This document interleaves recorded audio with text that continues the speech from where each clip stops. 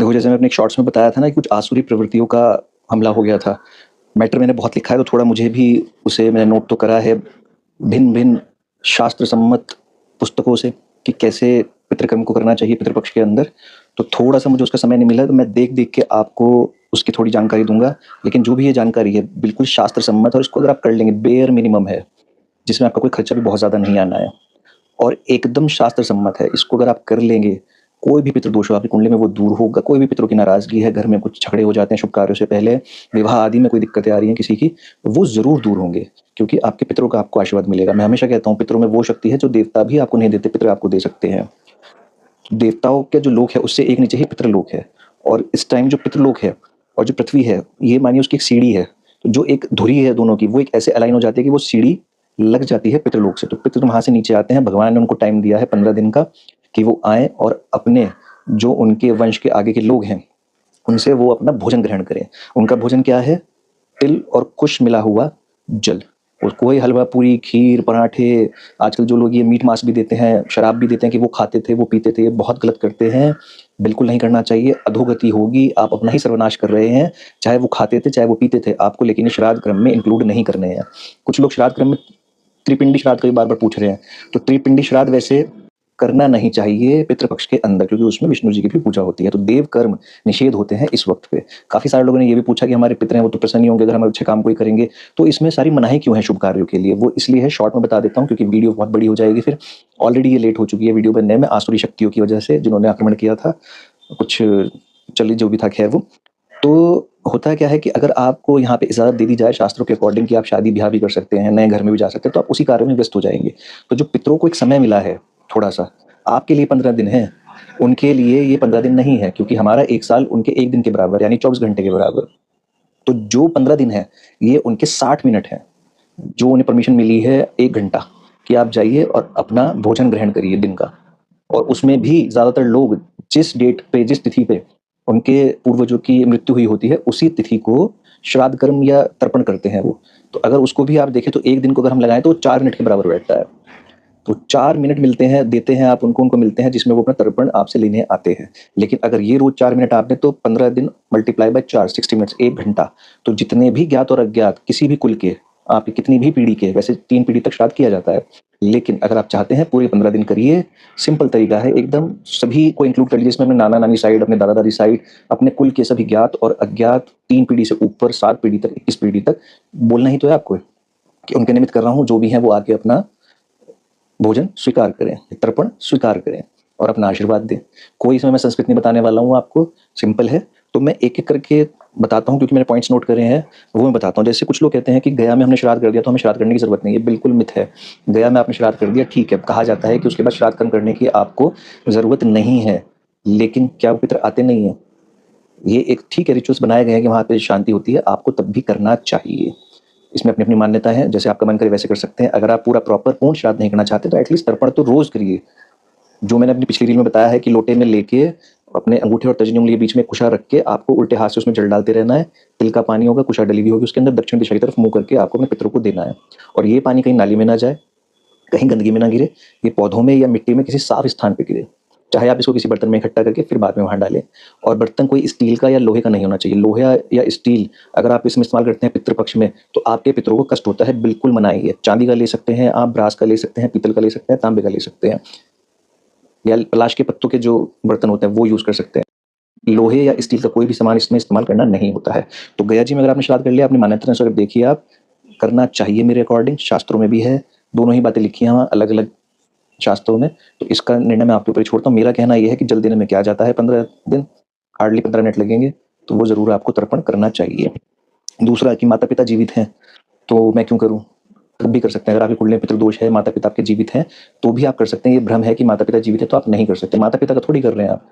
जो आपके माता-पिता से ऊपर हैं, आप उनके लिए कर रहे हैं। और अगर आपके माता-पिता अपने पूर्वजों का तर्पण कर रहे हैं, तो आप वहाँ पे साथ में हाथ लगा लीजिए, बैठिए। लेकिन तर्पण जल का तब भी आप कर सकते हैं। श्राद्ध कर्म भले ही वो कर दें और वो तर्पण भी करते हैं, तो भी आप भी तर्पण कर सकते हैं, तो उसको कर सकते हैं। फिर तीसरा था कि स्त्रियाँ श्राद्ध करती हैं या नहीं करती हैं। शायद मैंने पिछली रील में बताया है कि सीता जी ने दशरथ जी का, अपने ससुर का श्राद्ध किया था, क्योंकि राम जी को वन में देर हो गई थी सामान लाने के लिए, और उसकी गवाही वटवृक्ष ने भी दी थी और स्वयं राजा दशरथ जी ने भी आके गवाही दी थी कि हाँ, सीता जी ने मेरा श्राद्ध कर दिया, क्योंकि समय निकल रहा था। कुतुब काल होता है एक, श्राद्ध के लिए ना लगभग ये होता है 12:30 के आसपास। तो इसमें सबसे ज़्यादा कहा जाता है कि इस समय आपको अपने पितरों के कर्म करने चाहिए। तर्पण देना है तो उसी टाइम देना है, सुबह-सुबह 6-7 बजे नहीं देना है, क्योंकि सूर्य को नहीं दे रहे हैं आप, या शाम के समय पे नहीं देना है। कुतुब-काल लगभग 12:30 बजे के आसपास आप इसको दीजिए। एक चीज़ और आप और कर सकते हैं, अगर थोड़ा आपके पास समय ज़्यादा है, तो एक तांबे के लोटे में जल भरिए, थोड़ा गंगा जल और सादा पानी मिला के पूरा गंगा जल बना लिया आपने, मैं बार-बार रिपीट इसलिए करता हूँ ताकि आपको याद हो जाए। उसमें फिर तिल डाल दिया आपने, कुशा डाल दिया, इसको सामने रखिए अपने, और गीता का 7वें अध्याय का पाठ, ये ग्रहण काल में भी कर सकते हैं आप लोग। जो ग्रहण काल लग रहा है इसमें भी कर सकते हैं, लेकिन गीता का 7वां अध्याय या किसी भी वेद पुराण का या कोई भी देव स्तुति देख के, शास्त्रों की किताबों को हाथ में लेके, पूजा की किताबों को हाथ में लेके पढ़ी नहीं जाएगी, पढ़ा नहीं जाता है ग्रहण काल में। अगर आपको याद है तो उसे करिए, नहीं तो यूट्यूब पे चला लीजिए, यूट्यूब पे आजकल सब कुछ मिलता है। तो गीता का 7वां अध्याय वहाँ उस पे चलाइए, यूट्यूब पे सामने वो जल रखिए, और इस मन में संकल्प करिए कि ये आप अपने पितरों के निमित्त कर रहे हैं। तो जो इस श्रवण का पुण्य फल है, और जो ये जल है, उसके अंदर तुलसी भी ज़रूर डालिए पितरों के काम में, क्योंकि तुलसी से उनको बहुत शांति मिलती है। तुलसी भी ज़रूर डालिए। तो इसका पुण्य मैं पूरा अपने कुल के पितरों को अर्पण करता हूँ, और ये जल फिर आपको चढ़ा देना है। ऐसे ही जैसे बताया है, अंगूठे और उंगली के बीच में कुशा रखकर ग्रहण काल में किसी बर्तन में इकट्ठा करिए, और वैसे आप रोज करना चाहते हैं तो पढ़ने के बाद इसको ले जाके छत पे अपनी कोई गमले में दक्षिण दिशा की तरफ मुंह करके, दक्षिण दिशा की तरफ ही आपका हाथ रहेगा, उसको जल को आप अर्पण करिए। गीता के 7वें अध्याय को पढ़ के बहुत ज़्यादा पुण्य मिलेगा। अगर कहीं भी उनकी कोई अधोगति हुई हुई है, उनकी वो सदगति हो जाएगी, उनको श्री हरि के चरणों में साक्षात स्थान मिलेगा। तो ये ज़रूर करिए आप। अब कुछ लोग ये भी कहते हैं कि श्राद्ध करने क्यों है, तो 3 ऋण बताए गए हैं शास्त्रों में, देव ऋण, ऋषि ऋण और पितृ ऋण। देव ऋण जो हम पूजा पाठ करते हैं, हवन यागादि करते हैं, अग्नि के माध्यम से देवताओं को जब वे प्रदान करते हैं, उससे हमारा देव ऋण चुकता हो जाता है।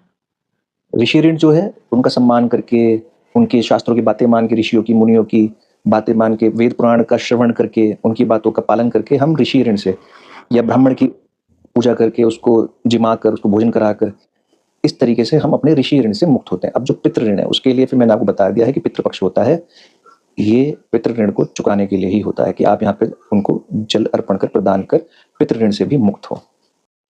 एक और बात मैं इसमें बता देना चाहता हूँ कि पितृकर्म में जब भी आप कुछ श्राद्ध करते हैं, तर्पण करते हैं, तो मिट्टी के बर्तनों का भी निषेध है। जैसे मैं लोहे का बताया था, स्टील का बताया था, तो मिट्टी के बर्तनों का भी निषेध है, उसमें श्राद्ध कर्म नहीं किए जाते हैं। पूजा में, देव कार्यों में आप मिट्टी के बर्तन ले सकते हैं। अगर आपके पास चांदी के बर्तन नहीं है या तांबे के नहीं है, तांबे का तो मिल ही जाएगा, उतना कुछ नहीं है उसके अंदर, लेकिन अगर चांदी के नहीं है, क्योंकि चांदी शिव से उत्पन्न हुई है, और चांदी के बर्तनों में तर्पण करना या श्राद्ध कर्म करना पितरों को विशेष शांति देता है, विशेष पुण्य देता है। तो चांदी का विशेष महत्व बताया गया है। अब उसमें अगर नहीं है आपके पास, तो आप अपनी अनामिका उंगली में चांदी की अंगूठी पहन लीजिए। अगर वो भी नहीं है, तो शास्त्र कहते हैं कि आप स्मरण मात्र कर लीजिए कि जैसे हम कहते हैं ना, आजकल मैनिफेस्टेशन का बड़ा चलता है कि इमेजिन करो, तो जो भी आपके पास तांबे के या स्टील के, ब्रास के, कांसे के बर्तन है जिसमें आप ये कार्य का संपन्न कर रहे हैं, चांदी का पात्र, आप उसको बोल दीजिए, ऐसे ही उसको सोचिए कि आप चांदी का उसमें कर रहे हैं, तो स्मरण मात्र से भी आपको उसका कुछ पुण्य जरूर प्राप्त होगा। कहा जाता है कि जो सूर्य दक्षिणायन होता है, आजकल दक्षिणायन चल रहा है, अभी मकर संक्रांति जाके उत्तरायण होगा, तो दक्षिणायन में जो मृत्यु होती है, और खासकर जब शनि वक्री हो, आजकल शनि भी वक्री चल रहा है 28 नवंबर तक, तो अभी 28 नवंबर तक जो भी मृत्यु होंगी, उन आत्माओं की अधोगति कही जाती है। तो अगर ऐसा कुछ हुआ है अभी तक, तो उनके लिए आपको विशेष कर्म करने पड़ते हैं। उसके लिए आप अपने पंडित से भी बात करिएगा, और साथ में उनके लिए तर्पण में गीता जी के 7वें अध्याय का पाठ और पूर्ण श्राद्ध कर्म जरूर करिए। साथ में जैसे मैंने बताया था एक रील में कि जो कुशा है उसको आप बार-बार धो के इस्तेमाल कर सकते हैं। जैसे आप ग्रहण काल भी होगा, तो तुलसी, तिल और कुशा जो अपने खाने-पीने के सामान में डालेंगे, जल में डालेंगे, खाने-पीने के सामान में डालेंगे, भगवान के लिए प्रसाद रखते हैं, वहाँ कोई वस्तु रखी है आपकी, ड्राई फ्रूट्स वगैरह, तो उसमें भी सब में डालेंगे आप। कोई भी खुला सामान है आपका, पैकेट का भी सामान है, चिप्स हैं आपके, या कोई ब्रेकफास्ट सीरियल्स हैं जो आपने खोल के किसी डब्बे में भर रखे हैं, उन सब में डलेगा वो। तो उस कुशा को आप दोबारा इस्तेमाल कर सकते हैं धो के, लेकिन जो पितृ कार्यों में आप कुशा इस्तेमाल करेंगे, उसका दोबारा उपयोग नहीं होता है। उषा को बहुत पवित्र इसलिए माना जाता है क्योंकि इसको माना जाता है कि ये भगवान के रोम हैं। जैसे हमारे रोम के बाल होते हैं, ऐसे ही उनके वो रोम हैं जो पृथ्वी पर उत्पन्न हुए हैं गिरकर वहां से, इसलिए इनको बहुत शुभ माना जाता है। काले तिल की उत्पत्ति भी भगवान शिव से कही गई है। जो भी आप ग्रहण काल में और पितृपक्ष में पूजा पाठ करेंगे, पितरों का तर्पण करेंगे, श्राद्ध कर्म करेंगे, मेक श्योर कि उसमें आप पहले उस स्थान पे थोड़े से काले तिल और कुशा जरूर रख लें, नहीं तो उसका जो पुण्य है, उसका जो फल है, वो राक्षस ले जाते हैं। तो कहीं पे भी बैठने से पहले, कुछ भी ये कर्म करने से पहले वहां पे थोड़े काले तिल और हमेशा ज़रूर रखिए। ये मैं आपको जो नॉलेज दे रहा हूँ, इसको ऐसे ही पास ऑन मत होने दीजिए, इसको शेयर करिए ज़्यादा से ज़्यादा लोगों के साथ, क्योंकि ये ज्ञान बहुत सारे लोगों को नहीं है और बहुत सारे लोगों की मेहनत लगती है इस ज्ञान को निकाल के लाने में। किताबों से ली जाती हैं और कुछ विद्वानों से बात करने के बाद भी निष्कर्ष निकाल के सारी नोट करी जाती हैं, तब यहाँ वीडियो में लाई जाती हैं। तो एक-एक बात बिल्कुल शास्त्र सम्मत है, आपको तो ज्ञान हो ही, इसका आप ध्यान भी रखें साथ में और लोगों के साथ भी इसको ज़रूर शेयर करें, उसका भी पुण्य आपको प्राप्त होगा। मैं खाली कोई अपनी वीडियो शेयर करने के लिए ये बात आपको नहीं बोल रहा हूँ। अगर आपको ऐसा लगता है तो बिल्कुल मत करिएगा, आपकी मर्ज़ी है वो।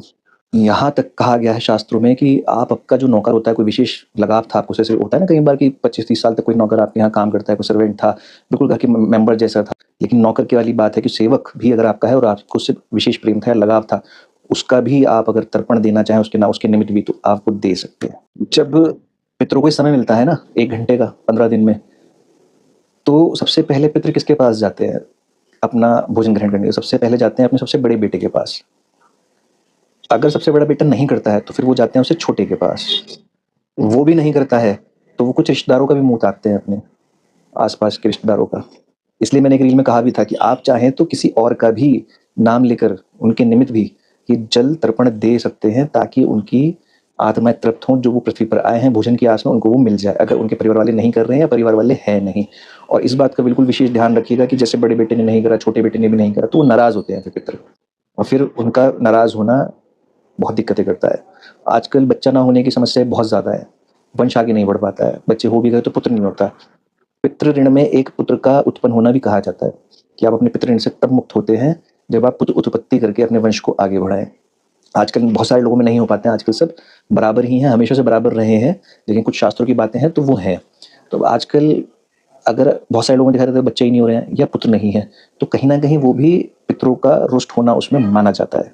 तो उनको तर्पण आपको ज़रूर करना है, चाहे बड़े बेटे हों आप, चाहे छोटे बेटे हों, ज़रूर करिए। अब जैसे मैंने पहले ही बताया था कि जो श्राद्ध कर्म किया जाता है वो जनरली 3 पीढ़ी तक का किया जाता है। तो जो वसु होते हैं, वसु, रुद्र और आदित्य कहा जाता है। तो जो वसु होते हैं वो आपके पिता हैं, अगर इस दुनिया में नहीं है, वो अपना शरीर पूरा कर चुके हैं, तो पितृ रूप में वो वसु हैं। और उनके जो पिता हैं यानी आपके दादा, वो रुद्र हैं, और जो परदादा हैं वो आदित्य कहे जाते हैं। तो जब भी आप तर्पण करें, उसका संकल्प लें, तो उसमें बोल सकते हैं कि मेरे जितने भी पितृ हैं, वसु स्वरूप, रुद्र स्वरूप, आदित्य स्वरूप, सभी को, किसी भी कुल में हो वो, मैं ये तर्पण देता हूँ, अर्घ देता हूँ, स्वीकार करें। और जब आप अपने पितरों को तर्पण करेंगे, चाहे वो श्राद्ध पक्ष में 15 दिन में कर रहे हो या ग्रहण काल में भी कर रहे हों अगर, तो जो आपको अपने मन के अंदर उनका चेहरा रखना है, वो कुछ ऐसी आपके पास छवि हो, फ़ोटो हो उनका, या कोई आपकी ऐसी यादगार हो जो बहुत हँसते-खेलते आपको आशीर्वाद देते हुए, आपको प्यार करते, दुलार करते हुए, उसको अपने मस्तिष्क में रखिए। और वही मुस्कुराहट जो उस वक़्त आपके पास रही थी, वही अपने हृदय में और चेहरे पे रखिए। उसका भी विशेष लाभ है, क्योंकि जो पितर हैं आपके, उनके पास भी वो यादें हैं। तो आप उन यादों से उनको कनेक्ट करिए, इसका ज़्यादा फल मिलेगा आपको। और जैसे आप जब ये संकल्प करेंगे ना कि मेरे पिता, दादा, परदादा या किसी भी कुल में नाना, नानी, चाचा, मामा, मौसा, कोई कज़न भाई वगैरह था, बड़ा भाई, छोटा भाई, कोई भी था, जो अपना शरीर पूरा कर चुका है, जिसके निमित्त भी आप करना चाहते हैं, जिनका भी नाम ले लेंगे। उसके बाद जितने आपको याद हैं या नहीं है, उसके बाद आप ऐसे ही बोल सकते हैं, सर्वपितृ वसु रुद्र आदित्य, कोई भी ज्ञात अज्ञात पितृ निमित्त समर्पयामि। समर्पयामि मतलब आप उनको समर्पण दे रहे हैं, निमित्त मतलब उनके लिए, ज्ञात अज्ञात, जिनको जानते हैं आप, जिनको नहीं भी जानते हैं, उनके लिए। और वसु, रुद्र और आदित्य मैंने आपको बताया ही है। और साथ में जब करेंगे, लास्ट में आपको बोलना है तर्पयतः, तर्पयतः, तर्पयतः, यानी कि तर्प, आधा प, य, त और विसर्ग, तर्पयतः, तर्पयतः, तर्पयतः। ये 3 बार आपको उसमें बोलना है और जल को गिराना है। और जो लास्ट वाला दिन होगा, जिस दिन अमावस्या होती है, उस दिन कहा था ना कि सभी पितरों के नमित हो जाता है। कुछ लोग उसमें 16 ग्रास निकालते हैं, गाय को खिलाते हैं 15 दिन के हिसाब से, कि हर दिन का एक। तो उस दिन भी आपको जब तर्पण करेंगे तो उसमें भी आपको बोल देना है ओम सर्व पितृभ्यो नमः, ओम सर्व पितृभ्यो नमः, ओम सर्व पितृभ्यो नमः। 3 बार बोल के वो जल आपको दक्षिण दिशा की तरफ उनको तर्पण दे देना है। 16 ग्लास भले ही निकलते हों आपके यहाँ, नहीं भी निकलते हों, वो आपकी फैमिली कल्चर पे डिपेंड करेगा। नहीं निकलते हैं तो उनको निकालना शुरू कीजिए। और गाय को खिलाए जाते हैं, उसमें पूरी रोटी के टुकड़े निकलते हैं, 16 टुकड़े। उसमें सब सामान जो आप रखना चाहते हैं, खीर, हलवा, पूरी, जो भी आप उसमें, मूली घिस के रखते हैं कुछ लोग, कुछ सब्जियां रखते हैं, एक पूरा उसको एक बाइट बनाई जाती है और वो जाके गाय को खिलाई जाती है। तो गाय को खिलाना इसमें विशेष है। 15 के 15 दिन भी अगर आप गाय को खिलाएँ कुछ अपने पितरों के निमित्त कि इसका जो पुण्य है वो उनको मिले, तो ये भी बहुत आपको आप उनको तो देगा ही देगा सद्गति ये, कि वो किसी भी लोक में हो, किसी भी अवस्था में हो, तो उनको तो ये सुधारेगा ही सुधारेगा, साथ में आपको भी सुधारेगा। आपके जीवन को सुधारेगा, आपके जो किस्मत है, जो बहुत सारी चीज़ें आपको नहीं मिल रही हैं, आपकी कुंडली के अंदर नहीं भी हो, तो भी आपको मिल सकती है। जब आप ये तर्पण भी कर देंगे तो लास्ट दिन या हर रोज़ भी कर सकते हैं आप, कि आप उनसे एक माफ़ी माँग लें कि उनके जीते जी, जाने-अनजाने या उनके बाद भी अगर आपसे कुछ गलतियाँ हो रही हैं, तो उसके लिए वो क्षमा करें, आपको अपना बालक मानें और आपको ज्ञान दें, ताकि आपसे वो गलतियाँ ना हों। और उनसे 3 बार आप बोल दिए कि क्षमा करें, क्षमा करें, क्षमा करें। ये भी 3 बार बोलने का विशेष महत्व है। शास्त्रों में भी ब्रह्मा जी बहुत सारी जगहों पे कहते हैं सत्य है, सत्य है, सत्य है। ज्योतिष में भी कही जाती है। 3 बार आप जो भी बात बोल देते हैं, वो ब्रह्म वाक्य माना जाता है। और मंत्रों में भी होता है, जब आप दीक्षा लेते हैं तो 3 बार बोला जाता है। कोई भी मंत्र आपको 3 बार बोल के अगर दे दिया जाए, तो वो दीक्षित हो जाते हैं आप उस मंत्र के लिए उस गुरु से। तो 3 बार बोलने का विशेष महत्व है। आजकल एक चीज़ बड़ी होती है, शादी से पहले भी और शादी के बाद भी, भ्रूण हत्या, अबॉर्शंस, कि कुछ अफेयर्स थे, उसमें गर्भ ठहर गया, तो उसको अबॉर्ट करा देते हैं, तो ये भी भ्रूण हत्या में आता है। शादी के बाद भी कुछ लोग की अपने करियर चॉइसेस हैं, या संतान ठीक नहीं थी, विकलांग होने के उसके चांसेस थे, शरीर उसका पूर्ण नहीं हो रहा था, बन नहीं रहा था, तो उसको भी अबॉर्ट कर देते हैं कि बाद में कष्ट होगा। आप अपनी तरफ से अच्छा ही सोच रहे हैं इस मामले में, लेकिन फिर भी ये हत्या का दोष आपको लगता है, तो उनके निमित्त भी आपको तर्पण करना चाहिए, माफ़ी मांगनी चाहिए, और उस आत्मा की शांति के लिए आपको प्रार्थना करनी चाहिए। गीता का 7वां अध्याय बहुत इंपॉर्टेंट है, यहाँ पे भी भगवान से भी साथ में माफ़ी मांगिए और तर्पण दीजिए उस आत्मा को भी जिसको आपने इस दुनिया में आने नहीं दिया। ये बातें आपको आसानी से इंटरनेट पे बहुत सारी वीडियोस में नहीं मिलेंगी। बहुत निचोड़ के मैं 15 दिन से पिछले इसमें काम कर रहा था, लेकिन किसी कारणवश होते हैं ना, ग्रह चाल होते हैं, कुंडली की दशाएं होती हैं, तो मेरे में भी कहीं ना कहीं कुछ रुकावटें रही होंगी। कुछ आसुरी प्रवृत्ति के लोगों ने आके मेरा समय खराब किया और मैं वो नहीं कर पाया, लेकिन अब दे रहा हूँ, समय से दे रहा हूँ। फिर भी अभी इसको मैं अपलोड करूँगा, ये सुबह जब उठेंगे आप 12:30 से पहले, तब बिल्कुल देख पाएंगे। इसमें मैं कोई टाइम के अकॉर्डिंग नहीं डाल रहा हूँ जी, जैसे ही पूरी तैयार हो रही है इसको मैं वैसे ही अपलोड कर दूंगा। अगर आपने नोटिफिकेशन ऑन किया हुआ है तो आपके पास तो एकदम से पहुंच जाएगी, ऑन नहीं है तो सुबह अगर आप देखते हैं, अगर आपकी किस्मत अच्छी होगी तो आपके पास पहुंच जाएगी, वरना जिस दिन भी आपके पास पहुंचे उस दिन इसको पूरा देखिए। लंबी ज़रूर है, लेकिन पूरा देखिए और इसका लाभ उठाइए।